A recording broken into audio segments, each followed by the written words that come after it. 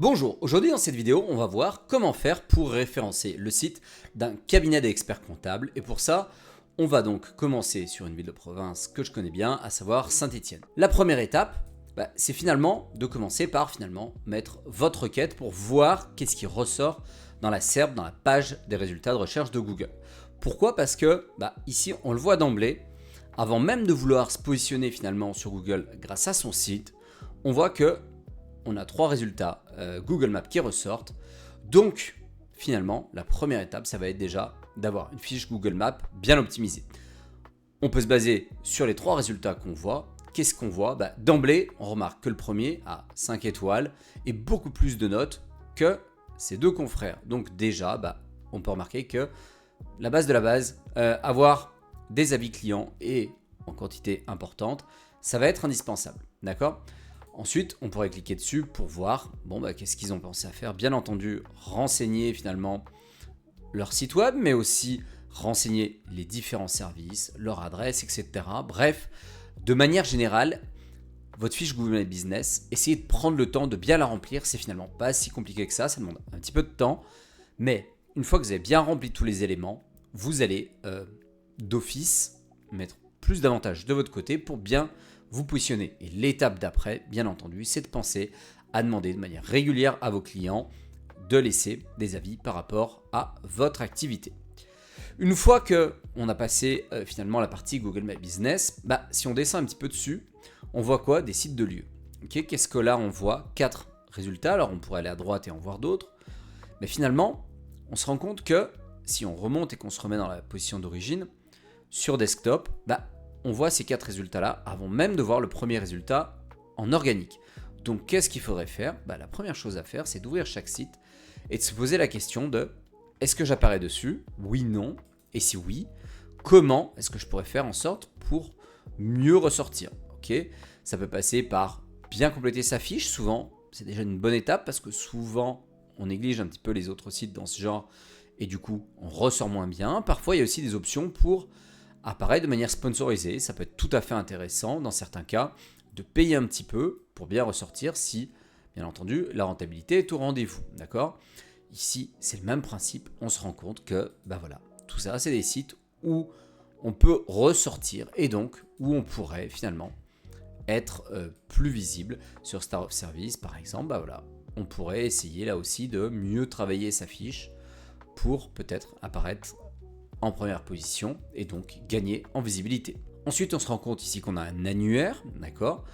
De la même manière, important, on ouvre et on va consulter en fait les différents établissements qui apparaissent et on va essayer de regarder ceux qui sont dans les premières positions, qu'est-ce qu'ils ont pu faire de mieux que nous. Ici, on voit qu'il n'y a rien eu de particulier, mais si on s'était rendu compte que le premier résultat avait par exemple rempli une description de manière bien travaillée, etc., alors on aurait essayé d'en faire de même.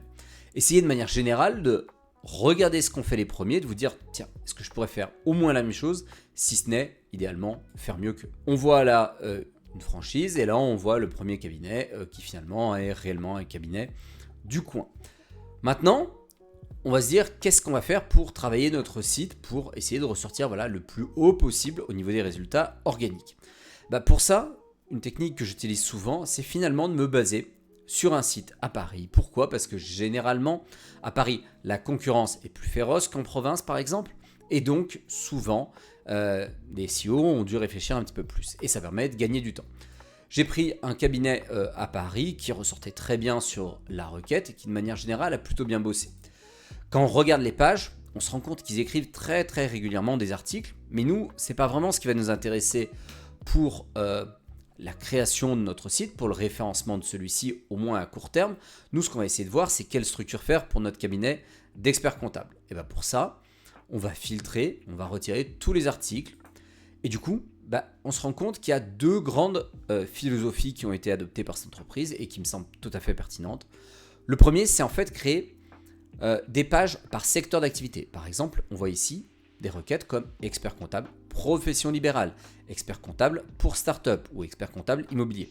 C'est des genres de requêtes qui me semblent complètement pertinentes pour un expert comptable parce qu'elles sont de niche, il y aura peu de recherche dessus, mais par contre, le gros avantage, c'est que le taux de conversion risque probablement d'être plutôt bon, puisque les personnes finalement qui vont taper ce genre de recherche s'attendent à tomber sur un expert comptable qui connaît leur domaine d'activité. Et si nous, on a créé une page dédiée à ça et que la page est bien construite, il est fort probable qu'on a un beau taux de conversion. D'accord ?